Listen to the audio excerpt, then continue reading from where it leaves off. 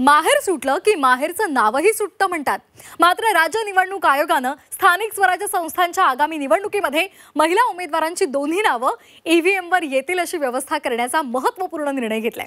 निवडणूक लढवण्यासाठी इच्छुक उमेदवाराचं नाव मतदार यादीमध्ये असणं अनिवार्य असतं। उमेदवारी अर्ज सादर करताना महिला उमेदवारांसह इच्छुकांना त्यांचं मतदार यादीमध्ये जे नाव आहे तेच नाव लिहावं लागेल।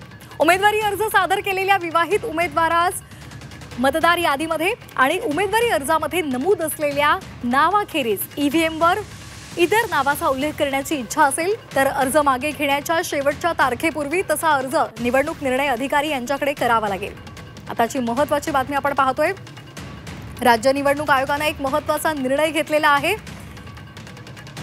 आगामी स्थानिक स्वराज्य संस्थांच्या निवडणुका आहेत आणि या निवडणुकीमध्ये महिला उमेदवाराची दोन्ही नावं ईव्हीएमवर येतील अशी व्यवस्था करण्याचा महत्त्वपूर्ण निर्णय हा राज्य निवडणूक आयोगाने घेतलेला आहे। निवडणूक लढवण्यासाठी इच्छुक उमेदवाराचं नाव मतदार यादीमध्ये असणं अनिवार्य असतं। उमेदवारी अर्ज सादर करताना महिला उमेदवारांसह इच्छुकांना त्यांचं मतदार यादीमध्ये जे नाव आहे तेच नाव लिहावं लागणार आहे।